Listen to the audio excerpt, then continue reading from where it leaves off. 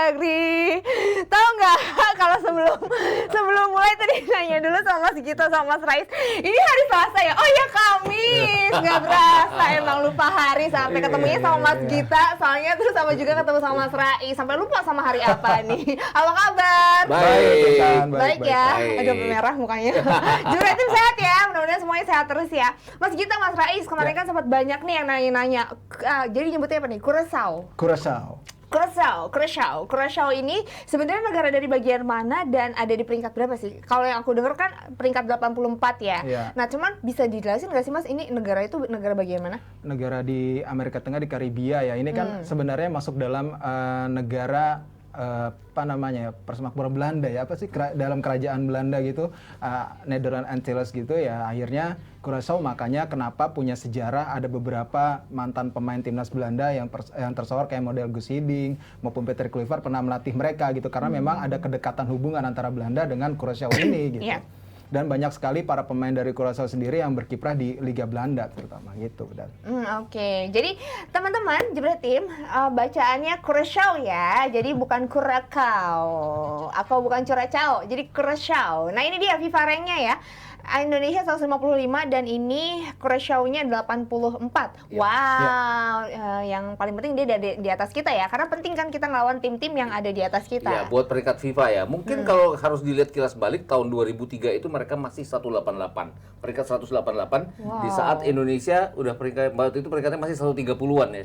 Jadi artinya ada kemajuan pesat dari tim nasional ini untuk kemudian mereka sekarang ada di peringkat di bawah 100, dan itu tadi banyak juga kontribusi dari fenomena sepak bola Belanda yang membantu mereka karena memang dekat sekali. Kemudian kapten mereka juga sekarang bermain di Go Ahead Eagles yang ada di Liga Belanda juga, dan keseluruhan bahkan kalau dilihat bahwa pemain-pemain ini bukan cuma di Liga Belanda aja, ada yang pernah main di Premier League, ada yang sekarang masih di Championship. Jadi memang mereka punya pengalaman di Eropa yang sangat baik. Ya, siapa aja Mas Gita?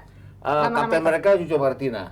Salah satunya kenapa Curaçao itu sampai melekat di otakku adalah Cuco Martina ini pernah main di Southampton.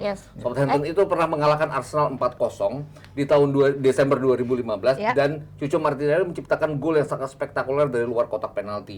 Waktu itu reporternya cuma bilang bahwa ini orang Curaçao pertama yang mencetak gol di Premier League. Ini artinya ya Curaçao itu jadi disebut karena untuk pertama kalinya seorang pemain asal dari negara ini bisa mencetak gol di Premier League. Kenapa mereka tidak pernah terkenal di Piala Dunia dan segala macam? Mereka ada di zona CONCACAF dengan saingannya Meksiko. Banyak saingannya. Terus Amerika, Kanada, Costa Rica dan sebagainya. Kalau melihat head to head mereka di antara negara-negara CONCACAF, mereka tuh cuma menang dari Haiti, menang dari Antigua. Yang lainnya mereka head to head selalu kalah. Oke, ini artinya kayak semacam Belanda KW3-nya ya Mas Rais ya? Iya, kalau misalnya dibilang ya sama seperti Commonwealth juga ya. Kalau misalkan negara-negara Commonwealth juga, tapi yang jelas mereka di sini juga kenapa bisa peringkatnya lebih tinggi karena mereka menghadapi lawan ataupun tim-tim yang juga peringkatnya secara ranking FIFA juga bagus, makanya mereka saat ini peringkatnya berada di atas Indonesia gitu. Kalau selain yang tadi disebutin sama Mas Gita juga ada Leandro Bacuna dan juga Juninho Bacuna yang memang juga sekarang bermain di salah satu kompetisi yang juga baik gitu ya. Tentunya ini harus menjadi kewaspadaan tersendiri walaupun kita sebagai tuan rumah, tapi mereka juga ataupun Curaçao ini punya pemain yang memang berkualitas. Iya, tapi ini bagus bagi Indonesia bisa melawan tim-tim yang memang di atas kita ya. Nah, tapi kalau melihat dari persiapan tim Indonesia sendiri, timnas, ini gimana, Mas Gita?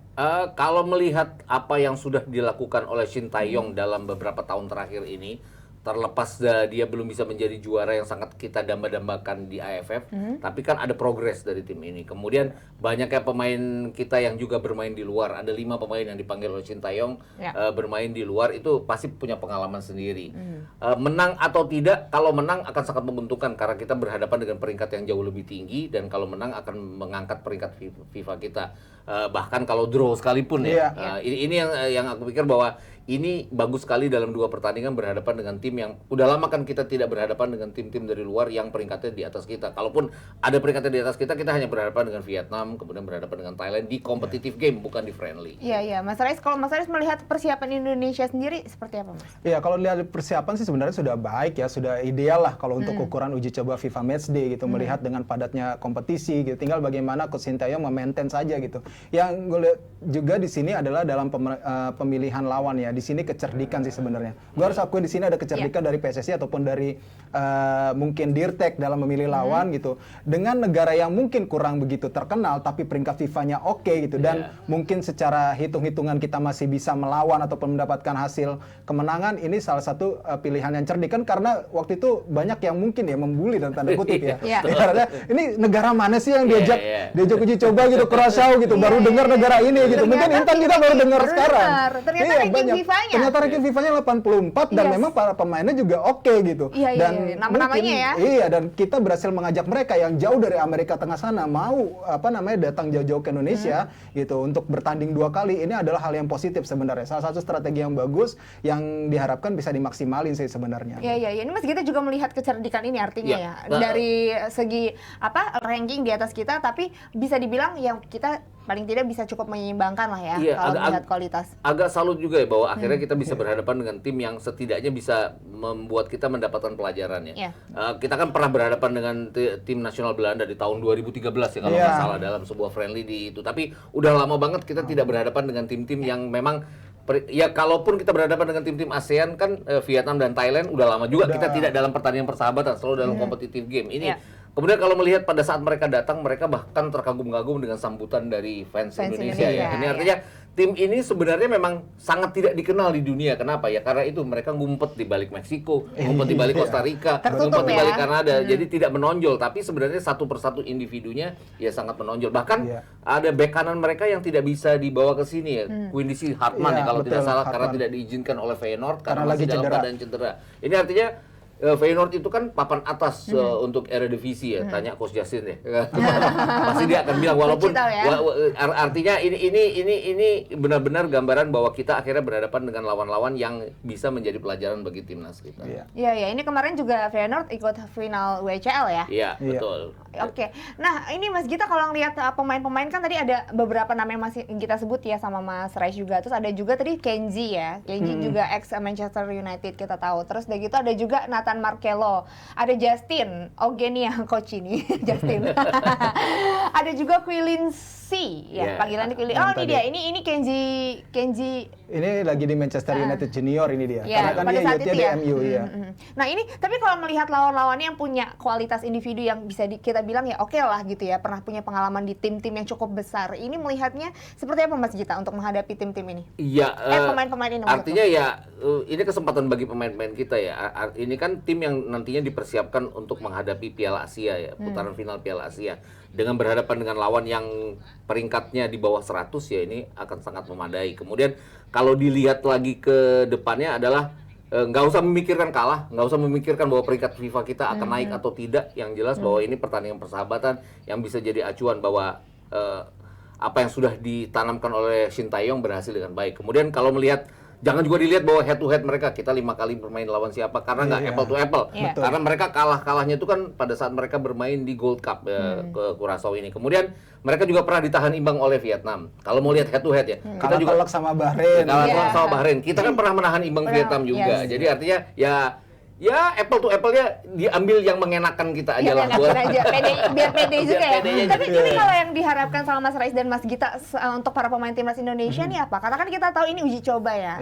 Dan kita juga tahu pemain-pemain setelah ini harus balik lagi ke klub, harus memperkuat klub. Ini apa nih yang kalau Mas Rais harapkan? Kan takut cedera. Iya, betul. Kalau misalnya soal takut cedera atau enggak, yang penting kalau udah main untuk timnas memang harus tampil 100% lah, itu harus gitu. Tapi yang jelas adalah bagaimana para pemain ini bisa memaksimalkan kesempatan yang ada melawan pemain-pemain dari Curaçao yang mungkin secara tim mungkin tidak terlalu dikenal, tapi secara individu pemainnya punya kualitas gitu, untuk kualitas level Eropa. Dan ini harusnya bisa diambil gitu pelajarannya dari para pemain, setidaknya untuk bisa melihat juga gitu tipe gaya bermain yang berbeda ya, karena kan kita jarang-jarang nih dapat lawan dari Amerika Tengah gitu, yang gaya bermainnya juga mungkin jarang dihadapi oleh para pemain kita gitu ya. Makanya di sini juga harusnya bisa dimaksimalkan oleh para pemain kita, sekaligus sebagai ajang pembuktian juga. Walaupun juga tetap harus waspada ataupun hati-hati ya, karena kan ini hanya laga persahabatan. Mereka harus kembali lagi di klub karena tujuan utamanya adalah nanti ada event terdekat, yaitu Piala AFF pada akhir tahun nanti. Oh ya, ada AFF ya.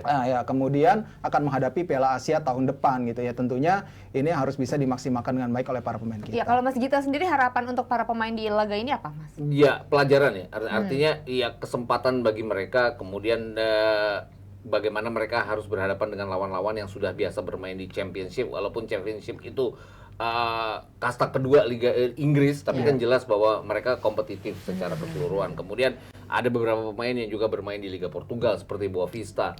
Kalau nggak salah, Koji Gore itu kan dia top scorernya di Boavista. Kemudian main juga di Eredivisie Liga Belanda. Jadi ya memang sudah sangat kompetitif para pemain ini. Dan dilihat keseluruhannya adalah kita 2 kali berhadapan, artinya Sintayong dengan 3-4-3-nya bisa merubah pola pemain dengan banyak pemain-pemain yang tadinya tidak dimainkan akan dimainkan secara keseluruhan di 2 kali 90 menit. Iya, ini agak menarik ya kalau kita mau ngomongin strategi dan juga formasi dari Coach Sintayong. Ini Coach Sin ini salah satu pelatih yang berani ya merubah posisi pemain, berani gambling juga untuk bisa memutuskan pemain-pemain siapa yang main. Nah, kalau Mas Rai sendiri melihatnya, ini akan strategi apa yang diterapkan oleh Coach Sintayong? Saya rasa tidak akan jauh berbeda dengan apa yang sudah dia terapin kalau dilihat dari materi pemain yang dia panggil ya.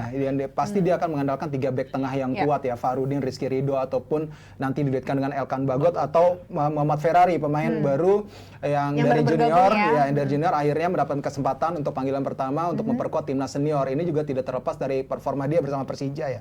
Yang jelas kalau lihat dari materi pemain ini pastinya akan mengandalkan serangan-serangan cepat dari sisi saya pasti.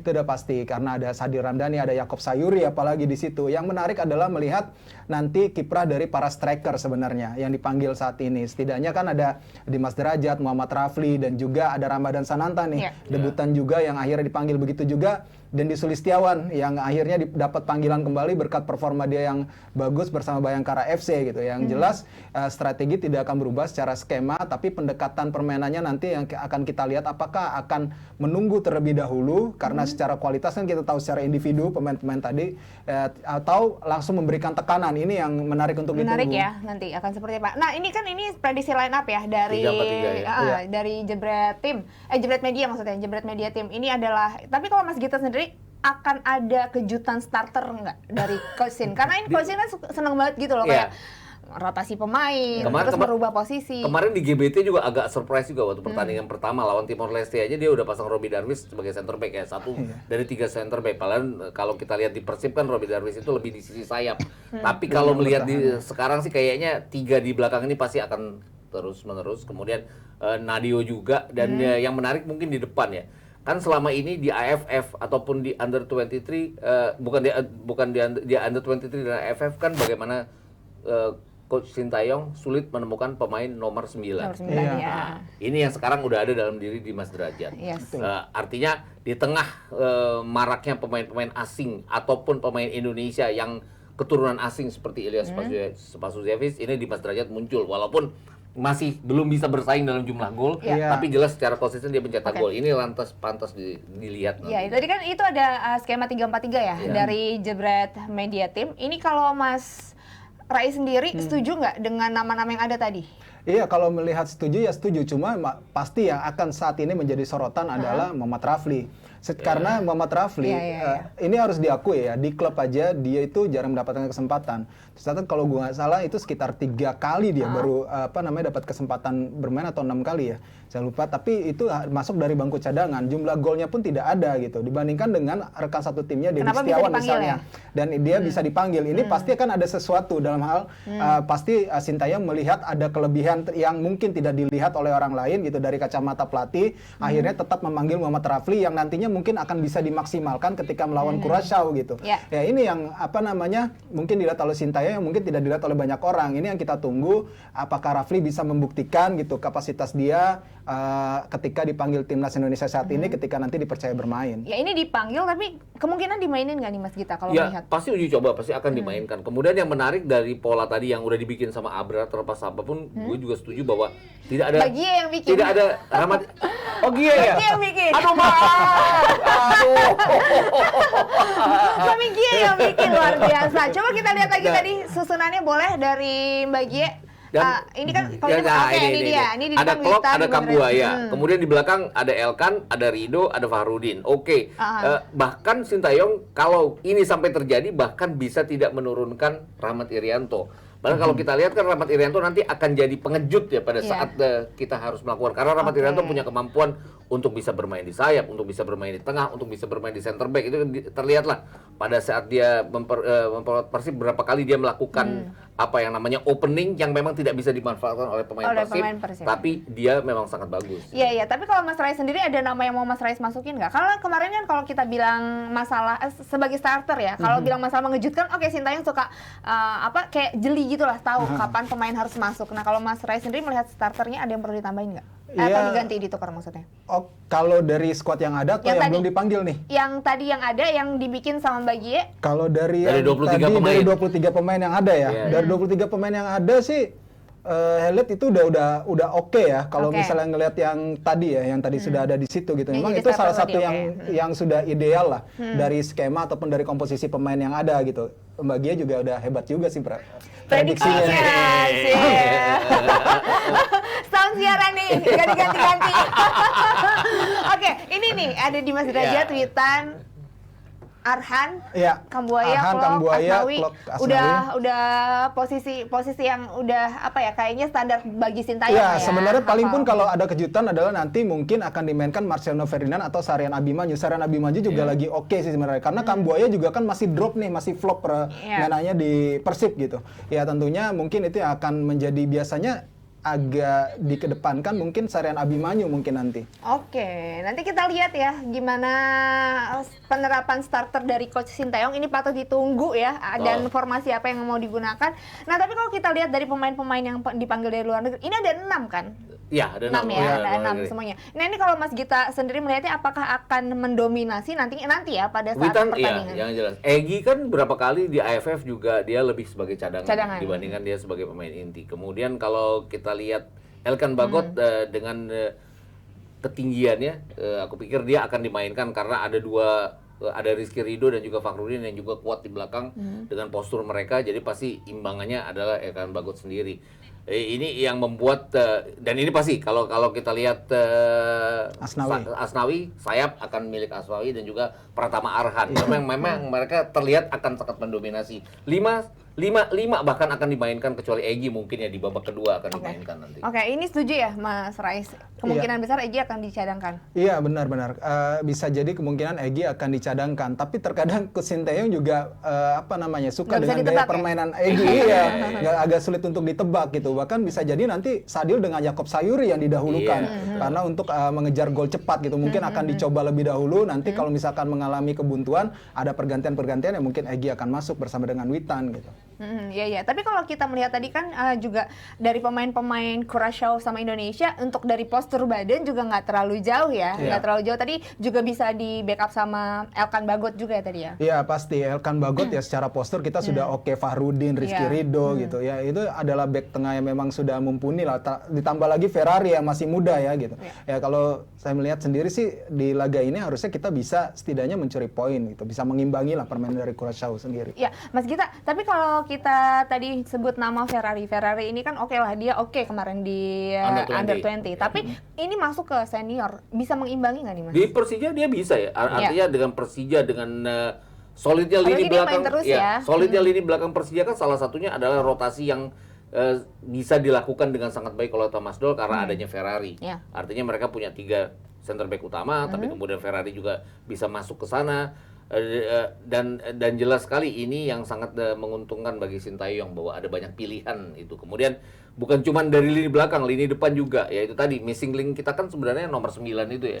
Yang kita belum dapat ada di Mas Derajat, tapi kemudian ada yang dari PSM itu ya Ramadan Sananta. Ini baru pertama juga kan? Ada Rafli juga. Ini artinya ada 3 pemain yang layak dicoba untuk siapa nanti di AFF yang akan bermain di posisi nomor 9. Karena jelas bahwa sebuah tim itu punya nilai untuk menggapai sebuah championship adalah kalau mereka punya pemain nomor 9 yang sangat memadai. Iya, tentunya kan ini juga Coach Sintayong pasti masih punya waktu lah untuk menuju ke Piala AFF. Dia bisa ngeliat dari kompetisi gitu, bagaimana performa para pemain, apakah top atau flop gitu. Yang jelas masih cukup banyak waktu bagi Coach Sintayong untuk menentukan skuad pilihannya, skuad utamanya. Tapi kerangka intinya sih kita udah baca ya dari beberapa event yang sudah dijalani gitu sama Coach Sintayong bersama timnas Indonesia, ya sudah ketakar lah siapa yang akan menjadi tim intinya Coach Sintayong secara kerangka intinya udah kelihatan. Oke, nah tapi ini kalau dari kemarin ada nama yang cukup ramai diperbincangkan, kenapa nggak dipanggil? Kalau kemarin kita udah sempat bahas nih sebelumnya Andri Tani. Nah ada juga ada nama Stefano Lillipali. Ini masalah selera atau mungkin Sintayong udah benar-benar udah mulai mau mengkat generasi yang sebelumnya yang udah lama nggak dipanggil mungkin menurutnya? Iya, kalau ini masalah selera pasti dan ini kebutuhan dari tim, ini hak prerogatif pelatih ya. Kalau misalnya ngomongin soal pemilihan pemain gitu, Andri Tani nggak dipanggil padahal dia begitu hebat ya. Bagaimana dia penyelamatannya salah satu penyelamatan yang terbanyak bersama dengan Riyandi gitu. Stefano Lillipali juga lagi gacor-gacornya di Borneo FC. Ya tentunya ini adalah pilihan yang harus diambil oleh Coach Sintayong dengan seluruh pilihan yang dia punya gitu. Termasuk dengan Fadil Sausu sih, kalau gue rasa sih Fadil Sausu kalau dibandingkan dengan nama-nama yang udah dipanggil memang ya gue rasa nama-nama ini memang lebih pas lah untuk saat ini gitu, untuk dikedepankan ya, secara regenerasi ya, karena ada nama Sahrian Rabi Maju, kemudian Rian dan beberapa nama lainnya gitu. Dan kalau gue melihat di sini sudah oke lah, sudah pas sebenarnya apa saja para pemainnya dipanggil oleh Coach Sintayong gitu. Kalau misalkan Andri Tani nggak dipanggil, terus Stefano Lillipali nggak dipanggil, ini masalah selera sih. Dan memang kalau gue melihat adalah Sintayong pelatih yang mungkin berani memotong 2-3 generasi ya untuk dimasukkan ke timnas saat ini. Dia memang bilang ketika di awal-awal dari kepelatihan dia pengen menghadirkan wajah baru bagi timnas Indonesia dan itu dia buktikan. Ya, Mas Gita gimana melihat pemain-pemain ini? Andri tadi kan emang udah lama nggak dipanggil ya. Di AFF pun enggak. Walaupun tapi pernah nggak sih Mas di era Sintayong? Di Sintayong pernah panggil seleksi waktu itu. Ya, tapi terus sudah nggak masuk. Ya. Walaupun Andri tadi harus diakui adalah salah satu penjaga gawang kita yang bisa bermain dengan kaki. Artinya dia bisa polanya Sintayong adalah seorang penjaga gawang yang bisa pegang bola dengan kaki, bukan cuma dengan tangannya melempar. Artinya bisa memulai awal serangan. Tapi wajar kalau nggak dipanggil. Mungkin ya itu tadi cutting generation. Kemudian kalau Lillipali lebih karena Sintayong nggak terlalu suka sama yang stylish amat ya. Artinya pola mainnya dia kan tidak membiarkan seorang pemain yang demikian stylish untuk stylish itu kan bisa membuat sebuah perbedaan, tapi juga bisa menilai permainan dengan gaya stylishnya dia. Itu mungkin yang tidak terlalu pernah dipanggil Lillipali ya di semua friendly. Kemarin kan friendly terus dipanggil. Kualifikasi Piala Asia kemarin kan juga Lillipali. Iya. Di Bangladesh ya, waktu lawan Bangladesh 0-0 itu kan Lillipali juga itu. Iya, saat ini mungkin Sintayong ingin memasukkan pemain-pemain lain yang tadi Mas Res dan Mas Gita juga sempat katakan mengkat generasi, gimana bisa mengkreat generasi ini uji coba 2, mungkin ada uji coba nanti di Oktober karena dia benar-benar bahkan Afriandra Dewangga yang tidak terlalu menonjol sekarang di Liga dan sempat jadi pahlawan di AFF pun tidak dipanggil sekarang. Jadi artinya ya ini tadi dia mencoba pemain-pemain yang sedang baik-baiknya di Liga dan juga di timnas sebelumnya. Oke. Ini Mas, tapi kalau untuk masalah venue, ini gimana nih? Sudah. Ini yang mana nih? Venue yang mana nih? Harus ditegasin dulu. Oke, ini mungkin banyak yang dipertanyakan venue yang di Pakansari ya. Katanya juga sempat takut hujan tergenang atau segala macam. Nah, untuk mengantisipasi itu apakah sudah ada antisipasi yang tepat atau gimana? Ini Mas Gita nih lebih paham ya harusnya. Karena sering inspeksi nih. Sebenarnya gini, kalau masalah standar FIFA, Pakansari itu standar FIFA. Kenapa? Layernya ada 4. Artinya kemarin minggu lalu tuh ada kebocoran dengan harusnya drainase ya. Sebelumnya yang ada PSS lawan Persikabo. Supporter PSS itu nggak boleh datang. Tapi ada yang terlihat lah di VIP. Kemudian mereka kejar-kejaran pada saat terakhir. Itu karena layernya 4 tuh gampang sekali. Polisi mengamankan dengan tidak mengganggu pemain, tidak mengganggu penonton yang lain, tidak mengganggu pekerja-pekerja lain yang ada di sana. Nah itu tadi mungkin kalau Pakansari nggak mau ngomongin stadion lain ya, Pakansari secara standar FIFA oke. Tapi secara pitch juga oke kalau nggak hujan. Drainasenya yang bermasalah. Dan ini mungkin yang riskannya adalah mainnya di jam 20 ya. Iya, itu pasti. Apalagi Bogor kota hujan. Bogor kota hujan mungkin bisa dijadikan kota rintik-rintik. Iya, mungkin pada saat itu. Tapi nggak tahu juga. Harus hadir Mas Gita supaya nggak hujan. Jadi nggak bisa Tapi kalau ditanya itu standar FIFA, ini standar FIFA. Oke, tadi Mas Gita bilang nggak mau bahas stadion lain. Oke, aku nanya Mas Rais aja. Ini ada yang bilang katanya JIS nggak standar FIFA. Itu kan nggak dipakai tuh. Kenapa tuh? Mas Emang udah nggak standar FIFA atau gimana? Gini. Kalau masalah standar FIFA atau enggak, itu sebenarnya gue yakin ya PSSI itu nggak akan sembarangan ngomong dia nggak standar FIFA. Sebenarnya ngomongnya harusnya nggak standar FIFA, belum layak untuk dipakai. Harusnya Tapi bahasa kok itu standar belum FIFA layak. standar ya? Kalau ngomongin standar gitu, secara apa namanya regulasi atau manual stadium ya, safety-nya stadion sesuai FIFA itu harusnya sudah memenuhi harusnya. Tapi kan kita harus lihat fungsi-fungsinya itu sudah tepat atau enggak. Itu yang kebanyakan adalah menjadi masalah bagi pembangunan stadion-stadion baru di Indonesia. Mereka hanya mau megahnya aja tapi fungsinya nggak diperhatikan gitu. Walaupun ada misalkan mereka menaruh ruang ganti misalnya di mana gitu. Tapi tahu-tahu ruang gantinya itu nggak sesuai. Ruang broadcast contohnya. Itu banyak banget keluhan dari teman-teman broadcasting, mungkin Mas Gita sudah tahu di seluruh stadion sulit, harus narik kabel berapa panjang sih dari ujung ke ujung. Itu yang kerap jadi masalah gitu. Nggak tepat posisi ataupun fungsinya. Nah ini yang lu bingung juga ya, konsultannya sudah konsultan stadion Tottenham Hotspur. Itu juga aku terlalu sangat bingung. Artinya bingung gitu. Kalau misalkan itu nggak terperhatikan, hal yang mungkin itu sebenarnya detailnya juga harusnya itu menjadi fokus utama Mas Gita ya. Hal seperti itu gitu. Termasuk ruang ganti pemain yang harusnya bisa langsung bisa di drop off dengan bis gitu. Yang ketika ini kan JIS ini kan di lantai 2 ya. Ruang ganti pemainnya gitu. Karena gue udah pernah kesana juga gitu pada saat kemarin. Nah, ini yang menjadi agak pertanyaan juga, konsultannya ini apa tidak ikut mengawasi gitu. Ya itu yang kok bisa sampai seperti itu gitu. Ada fungsi-fungsi yang tidak bisa digunakan sebagaimana mestinya. Walaupun ada mungkin ya, misalkan ruang media kursi media aja lah misalnya. Itu tinggi banget, jauh kan di lantai paling atas itu jauh banget yang gitu.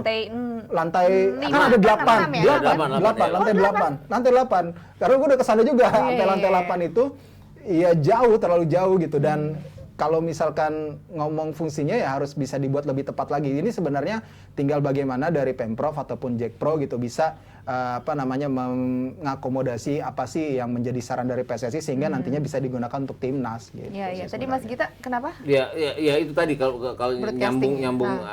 nyambung Rais bahwa broadcasting itu sangat berpengaruh. Kenapa? Idealnya kita ada di Barat, ada di bagian barat. Kenapa? Karena kamera kita semua di bagian barat. Dan sebisa mungkin di lantai yang paling rendah. Kenapa? Karena dekat lapangan kabelnya nggak banyak. Karena triaks kabel itu mahal. Kalau sampai harus sebuah pertandingan friendly kita harus beli kabel dan segala macam, ya itu balik-balik lagi ke biaya. Ini mereka kalau nggak salah naruhnya di lantai 5 dan sisi utara. Memang ada lift naik ke sana, cuman kan si kabel itu pas diturunin nggak bisa pakai lift. Jadi harus bahaya juga ya. Dan ya nggak nyaman aja jadinya. Terus kalau dilihat keseluruhan juga ada pintu saat masuk tuh kan satu pintu ya dari luar sampai menuju ke dalam itu kan. Kalau FIFA itu kan standarnya memang harus ada berbagai macam pintu buat pemain, buat broadcaster, buat panitia yang lain, buat penonton juga. Kalau dipaksakan dengan satu pintu ya artinya akan sangat riskan sekali kalau ada apa-apa gitu. Iya, sama mungkin jarak antara penonton dengan lapangan ya mungkin harus diperhatikan. Oke, berarti kalau lapangan sih ini sangat memadai. Lapangan udah lumayan lah, sudah oke. Kalau secara fasilitas tadi. Emang ini keren banget stadion, harus diakui. Iya. Untuk view broadcast pun ya mungkin sangat oke ya. Cuma ya itu tadi ada fungsi-fungsi yang tidak jalan dan tinggal ya itu kasus yang waktu itu itu kan jadi pertanyaan juga, kok bisa bangunan stadion jatuh ya? Iya, jatuh seperti itu gitu. Juga mungkin kendala yang lain adalah kendala biaya ya, itu kan sewa yang sangat mahal dan segala macam. Sebenarnya nggak perlu dipolemikin kalau PSSI sampai menganggap bahwa biaya akan sangat berpengaruh. Ini kan hanya pertandingan kalau nggak salah dapat potongan harga juga. Dapat potongan harga. Kalau nggak salah ya, harusnya ya. Kalau gue dengar sih katanya, katanya tapi nggak tahu juga. Oke deh, ini berarti ya udah clear ya. Pokoknya venue mudah-mudahan nggak jadi masalah nantinya. Nah, sedikit aja prediksi kalau dari Mas Gita dulu 2 pertandingan ke depan. Berat ini prediksi. Nggak tahu juga karena ya ini friendly, nggak jelas juga. Nggak gini. Kita pernah berhadapan dengan tim atas seperti Belanda, Uruguay, kita kalah dengan angka yang telak ya saat itu. Sebisa mungkin kita jangan sampai kalah angka yang telak karena secara individu pemain kita kan tidak sepengalaman para pemain Curaçao sendiri. Pakai sengau tuh punya. harus benar penyebutannya. Jadi kalau aku pikir ya draw akan sangat baik bagi kita. Kalah dengan margin 1 gol itu sangat wajar buat kita. Nggak terlalu yakin bahwa kita akan menang atau bisa menghasilkan draw. Gitu. gitu. Oke. Kalau gue masih yakin sih draw. Masih yakin ya? Masih yakin, menang tipis saja masih yakin. Karena menang tipis dengan yakin. potensi pemain yang dimiliki ya, dengan taktikal yang dimiliki gitu. Oke lah, memang para pemain Curaçao ini punya pengalaman di level kompetisi tertinggi di Eropa ya. Tapi setidaknya kita bisa lah main di kandang sendiri gitu. Apalagi kalau dikasih ada nanti gerimis-gerimis, rintik-rintik gitu, Mas Vita. Kan agak licin tuh lapangan tuh. Bisa lah dimanfaatkan oleh pemain kita Di gitu. Pekansari ya? Dia ngomongin Pekansari. Ini Pekansari. Kenapa? Karena kita lebih jago. Lebih jago lapangan licin-licin basah, gitu ya. licin-licin itu jago kita.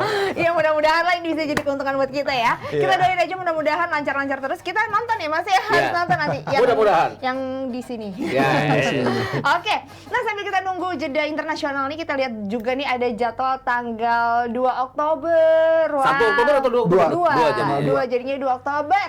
Ini katanya dua-dua tim ini udah sama-sama menambah porsi latihannya nih. Ini menarik ya. Yang dinantikan kita melihat Luis Milla ketemu Thomas Doll. Waduh, ini ya, seru, seru. duel Eropa nih jadinya. Iya, iya. Ini duel Eropa ini. Ini tapi kalau ini kan kita tahu ya, kalau katanya pemerintah kepolisian tidak membolehkan Ya, di wajar. Jackmania untuk datang ke sana. Ini wajar ya, Mas Iya. ya? Mungkin Sangat ini wajar. untuk keselamatan juga Itu kan. tadi yang ceritaku sebelumnya bahwa bahkan kalau kita lihat di Pakansari beberapa waktu lalu, bahkan supporter Persikabo dan PSS yang tidak punya historis macam-macam, Iya. mereka bisa ribut hanya Iya, karena melihat iya. kok ada di sana. Iya. Kemudian pernah Rans lawan Persikabo, Rans lawan PSS di Pakansari, Ya. itu bahkan Kabumania itu nunggu di depan, nunggu supporternya PSS untuk keluar. Ini Iya. artinya hal-hal seperti ini yang pasti dihindari dan riskan kan kalau Jackmania ketemu dengan supporter Persib yang dimainkan di Persib itu ya rasa-rasa. Iya, ini yang sempat harus ada berita dihindari. kan katanya apa ya, kalau klub sendiri pingin mengundang katanya, tapi kepolisian tidak mengizinkan Mas Iya, Rais. Mungkin ini kalau- untuk kebaikan kan? Iya, kalau gue ngelihatnya gini ya, jangan ambil resiko dulu gitu, karena ini akan sangat riskan banget melihat kondisi yang ada sekarang gitu, karena belum kalau kita ambil contoh misalkan kemarin study case-nya Arema sama Persib gitu, itu sebenarnya hal yang sangat luar biasa sebenarnya dari tuan rumah Persib, Arema FC, dari supporter Aremania yang mau akhirnya membuka pintu perdamaian. Ini sebenarnya bisa jadi contoh Untuk Persib ya. untuk supporter Persib datang langsung ke Ya, Malang gitu. Bagaimana treatment yang mereka berikan gitu kepada para supporter gitu, pengamanannya seperti apa. Ini bisa menjadi salah satu study case juga nanti bagi klub-klub yang lainnya dalam menangani rivalitas seperti ini. Tapi kalau gue melihatnya untuk saat ini Persija dan Persib supporternya masih belum bisa digituin. Sementara ini, Iya. untuk saat ini masih belum bisa digituin. Jadi tepat juga gitu kalau polisi misalnya melarang untuk The Jackmania untuk hadir ke Bandung, karena jangan sampai lagi kejadian gitu. Ada supporter yang tewas gitu, ada supporter yang bandel tiba-tiba nyelonong datang sendiri terus sosokan posting di sosmed, akhirnya ada yang ngeliat gitu dari supporter sebelah, ya akhirnya tewas, Ribut, ya. harinya ribut, akhirnya tewas gitu. Jangan sampai kejadian seperti itu lagi, karena di Bandung ini terutama sudah beberapa kali kejadian supporter mati. Iya. Jangan sampai Terakhir ini- Piala Presiden terakhir bahkan Piala ya. Presiden gitu. Itu Yang pun akhirnya karena Persib dikosongin Persebaya. ya. Iya, itu pun laga Persib Persebaya gitu yang Iya. notabene supporternya akrab. Iya, Berteman lah gitu. Nah, ini apalagi kalau misalkan Persija Persib gitu. Penanganannya juga kan polisi juga harus high priority nih kalau kayak gini gitu. Iya. Ya, kayak waktu Piala Presiden 2015 pertama kali Persib ke sini, Iya. kita dibikin siaga 1 Jakarta. Bisa-bisanya sepak bola bisa jadi siaga 1 gitu loh. Untuk Di seluruh Jakarta kota untuk ya. untuk sebuah pertandingan sepak bola Provinsi, aja iya. gitu dalam menyambut supporter Persib ke sini. Waktu itu pengamanannya sangat luar biasa kan, padahal lawannya Persib waktu itu Sriwijaya FC. Iya, nah ini yang hal seperti ini sebenarnya jangan diambil risiko dulu, sudah tepat gitu. Oke, misalnya kemarin Pak Lulu bilang ya dia membolehkan, karena dari sisi ya. operator gitu, dia memang berharap ada pintu perdamaian terbuka, itu wajar gitu, itu diplomatis gitu. Tapi kan hak untuk melarang atau tidaknya dilempar lagi ke panpel tuan rumah gitu, dari kesiapan kepolisian setempat gitu, karena mereka kan yang akan lebih tahu dan mereka yang akan terjun langsung untuk mengamankan situasi di lapangan gitu ya. Jangan ambil risiko lah kalau. Iya, iya, ini ya Mas Kiki. Atau otoritas keamanan di Jawa Barat juga pasti akan berpikir keras ya, Iya. bahwa kerusuhannya bukan cuma akan ada di stadion, sesudah pertandingan, Sesudah pasca pertandingan. pertandingan. Itu kenapa waktu Persis lawan PSS kan dilarang juga supporter Persis datang ke Iya, Sleman pada saat Sleman. itu, dan pernah beberapa waktu lalu supporter Sleman kan ditusuk sampai meninggal di rel kereta api pada saat mereka pulang menghadiri pertandingan. Artinya Betul. hal-hal seperti ini ya, kalau hasil tidak mengenakan bagi kedua tim, ya akan ada keroyokan-keroyokan. Bukan menuduh bahwa hal-hal semacam itu yang dihindari. Kemudian kalau kita lihat kan izin buat bermain Persib kan sekarang udah hanya di jam 15.30. bahkan tidak boleh di jam 18. 18. Apalagi di jam 20. Kenapa? Ya karena menghindari hal seperti ini. Ini yang kupikir bahwa sangat hati-hati sekali Kapolda Jabar untuk bisa memberikan izin supporter itu masuk. Nanti kick off-nya jadi 15.30 ya Mas? Iya, Maju 20 ya? Enggak. Maju Oh, jadi nggak bentrok sama MU sama City ya? Enggak. Ya, karena Kirain mau di head to head gitu loh sama karena sejak Piala broadcast. Presiden di mana ada korban di Persib itu Oh, tidak boleh lagi tidak mereka boleh main lagi malam. main malam. Oke, Akhirnya oke. sih sore ya. Ya, Oke, ini sore. tapi memang mungkin yang jadi pertanyaan kita adalah ini sudah tidak dibolehkan tapi akan ke screening nggak nih kalau ada tiba-tiba Tadi semoga ya mudah-mudahan maka itu kita minta mudah-mudahan apa ya kesadaran dari kita semua ya untuk Iya, Jackmania nggak usah datang ke sana nggak apa-apa kita nonton Iya, sama-sama betul. di sini nanti kan bisa gantian ya Iya. pada saat Betul. Persija menjamu Persib kita bisa nonton sama-sama di sini untuk di Jackmania nantinya gitu. Oke, nah tapi Mas ini kalau melihat skuad yang ada ini kalau kita ngomong tuan rumah dulu ya Persib Bandung ini Persib Bandung Luis Mia bisa kita bilang cukup instan juga ya 3 pertandingan berturut-turut Menang. Pertama kalinya terus. mereka menang 3 Iya. pertandingan berturut-turut Nah, musim Mas ini. Gita ini pendekatannya kalau Mas Gita sendiri melihatnya Luis Mia bisa membangun tim kembali karena kan kita tahu ya udah ibaratnya mentalnya kemarin sempat drop pemain-pemain. Ini gimana? Kalau dari Mental Mas Gita? terlihat baik pada saat mereka ketinggalan dari Arema mereka bisa menang. Artinya sebelum-sebelum ini berhadapan dengan tim besar mereka ketinggalan mereka selalu kalah. Bahkan yang terbaik pun pertandingan terbaik mereka kan lawan Bali United di mana mereka sempat hampir bisa menyamakan 3-3 enggak. Artinya lini tengah dan lini depan sudah diperbaiki oleh Luis Milla. Mereka bisa cetak 6 gol ke gawang Barito. Iya. Tapi waktu mereka kemasukan 2 gol oleh Barito itu yang jadi pertanyaan, lini belakang mereka gimana ya? Iya. Ini yang masih Masih harus jadi dan kalau kita dipertanyakan. lihat kan Persija makin lama makin membaik di lini depan Solid. mereka. Lini belakang Persija yang terbaik bersama PSM. Iya. Ini yang pasti akan sangat menyulitkan bagi Persib juga. Iya. Nah, kalau Mas Ray sendiri melihat pendekatan coach Luis Milla terhadap para pemain ini kayak gimana, Mas? Coach Luis Milla itu tidak punya banyak waktu ya untuk memberikan pembenahan gitu dengan materi pemain yang ada. Dia sendiri bilang kalau gue mau menanamkan filosofi misalkan tiki taka misalnya gitu, itu nggak mungkin saat ini gitu. Yang penting gue memikirkan dari pertandingan ke pertandingan harus melakukan apa dan di situ yang menarik adalah bagaimana pendekatan Luis Milla terhadap individu para pemain nih yang kemarin sebelum kedatangan dia begitu drop secara mental kemudian secara psikologis juga karena kalah kemudian ada inkonsistensi di situ Luis Milla datang memberikan ada rasa percaya ya dari para pemain terhadap pelatih. Itu sebenarnya yang dibutuhkan oleh Persib dengan materi pemain kualitas 1 sebenarnya untuk ukuran sepak bola Indonesia gitu.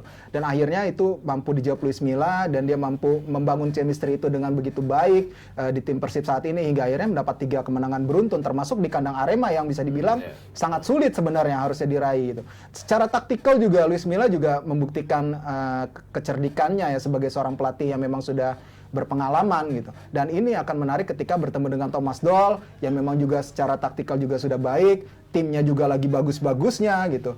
Ya menarik banget nih Tan, memang benar-benar gue pengen tunggu banget ya pertandingan antara Thomas Doll dan Luis Milla nih. Ini kalau ngomongin Luis Milla juga, Luis Milla kan sempat menyatakan katanya melakukan intensitas latihan yang lebih tinggi lagi ya, karena memang pernah menyatakan juga katanya ingin menggembleng fisik ya, merasa betul. fisiknya masih belum dalam top performance lah pemain ini. Gimana Mas Gita tanggapannya? Sudah berhasil sepelan tapi pasti dia berhasil ke arah itu. Yang benar-benar harus diperbaiki seperti kataku tadi bahwa lini belakang mereka butuh beberapa kali bahwa mereka terlepas apapun tidak clean sheet itu akan sangat berpengaruh buat sebuah tim. Kemudian kendala yang lainnya adalah kita kan akan 2 pertandingan melawan Curaçao. Ini artinya Ricky Kambuaya, kemudian Mark Locke ini yang merupakan inti di lapangan tengah Persib juga Irianto pasti juga ya. kembalinya dalam keadaan Rahmat Irianto kembalinya dalam keadaan bugar atau tidak. Ini ya biasanya klub versus country ini lama-lama akan jadi masalah juga buat klub. Kemudian ya Persija juga akan sama ya. Artinya Ferrari juga, Sarian Abimanyu juga pasti akan mengalami hal yang sama. Ini tadi kendala-kendala seperti ini yang pasti akan membuat Luis Milla kalau sampai terjadi akan repot. Iya, belum lagi 2 pemain asing Persija kan Kudela sama berangkat juga ke Ceko jauh juga gitu loh perjalanannya gitu. Sebenarnya memang itu juga yang menjadi salah satu kekhawatiran Thomas Doll ya jelang laga ini gitu, kondisi fisik para pemainnya. Apalagi kemarin para pemain mudanya kan banyak banget tuh 8 pemain di U20 gitu yang memang sebenarnya juga menjadi salah satu bagian dari skemanya Coach Thomas Doll gitu. Tapi ya kita harapkan para pemain ini balik ke klub masing-masing dalam kondisi yang benar-benar fit dan bisa menampilkan performa terbaik di laga nanti gitu. Ya, tapi ini kan kita tahu juga kalau dari track record Persija Jakarta juga jauh sangat membaik. Ini sempat kita bahas ya Mas Gita ya, bahwa Persija Jakarta ini kalau melihat tim yang berprogres itu adalah Persija Jakarta. Kita tahu pemain-pemainnya juga sangat bermain dengan baik. Mas Gita tapi Mas Gita sempat bilang awalnya memang agak cukup lambat ya. Ini kalau melihat kondisi sekarang menghadapi Persib. Ini nggak heran kalau Rais ini menganggap ini pertandingan yang sangat ditunggu-tunggu. Bukan karena ini El Clasico, bukan karena ini Persija lawan Persib. Ini adalah dua tim yang benar-benar sangat lagi membaik saat ini. Dan 3 pertandingan Persib tidak pernah draw, tidak pernah kalah. Kemudian Persija juga terakhir kalah itu kan lawan Bali United ya di pertandingan pertama. Dan walaupun ada hasil-hasil mengecewakan imbang, tapi mereka berprogres dengan sangat baik, bahkan pernah 5 kali pertandingan berturut-turut mereka menang dengan gol-gol krusial yang diciptakan oleh Kremencic. Artinya ada seorang pemain bersama David da Silva ini akan bisa menjadi kunci dari pertandingan ini. Ini yang membuat pertandingan ini sangat menarik. Bukan cuma Persija, tapi juga dari sisi Persib. Persija dan Persibnya. Nah, kalau Mas Ray sendiri melihat pemain-pemain Persija dan juga strategi dari Thomas Doll yang makin membaik dan makin menemukan nih kayaknya bagaimana Persija bisa terus membawa lebih baik lagi, Mas. Iya, kalau gue melihatnya ini tinggal bagaimana para pemain ini mampu tampil secara konsisten ya. Dan Coach Thomas Doll ini cerdik ya, dia punya beberapa senjata yang bisa dimaksimalkan di babak kedua. Ini udah kebaca sebenarnya. Secara taktikal sebenarnya sudah mulai agak terbaca, tapi tinggal gimana kecerdikan Thomas Doll dalam membaca situasi ketika dalam sebuah permainan gitu untuk melakukan kontra strategi. Kemarin sebenarnya Persija nyaris kalah loh dari Madura United. Itu pelatih Fabio Lefundes mampu memainkan kontra strategi yang baik untuk meredam kelebihan-kelebihan dari Persija Jakarta gitu.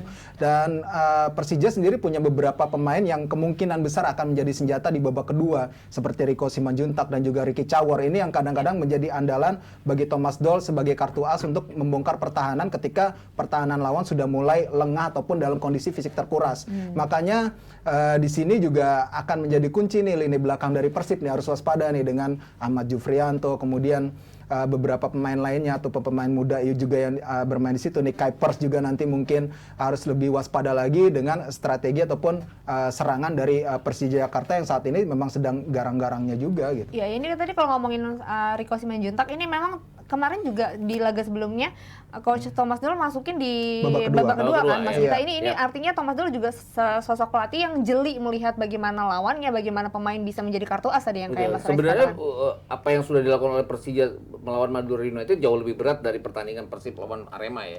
Ini artinya mereka bisa melewatinya dengan sangat baik, tapi itu tadi room for error yang benar-benar harus dihindari. Itu kan kemarin sempat room of errornya dari Andre Tani. Untung peluit sudah bunyi dan bola itu kena tiang.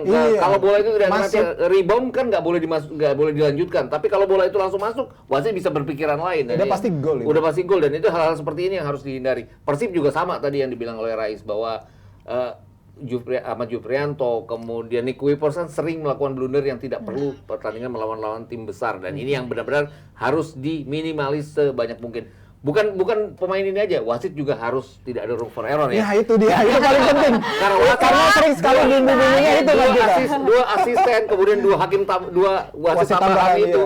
Karena Persija lawan Persib selalu ada drama. Iya itu. Bahkan selalu ada. Bahkan kantor udah bilang sama tim produksi, lu jangan ada error lu, karena ini yang benar-benar harus dilihat. Kalau ada bola lewat garis, benar-benar harus diambil sedemikian mungkin bola itu. Apa mau nambah kamera Mas Gita? Nambah kamera lagi. Nambah kamera. Nambah kamera. Wah, luar biasa.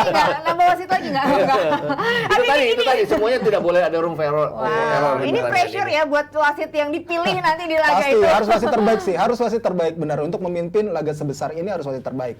Bahkan yang menariknya adalah gini, ini kan minggu depan itu tanggal 1 kalau nggak salah ada, atau tanggal 30 ya, ada pertandingan Persebaya lawan Arema. Iya, betul. Bahkan alat kita dari Persebaya lawan Arema itu alat terbaik dipindahin ke Bandung buat pertandingan itu. Untung pertandingan nggak barengan gitu karena pengen nggak ada room for error gitu. Iya, alatnya juga jangan error ya. Mudah-mudahan amin.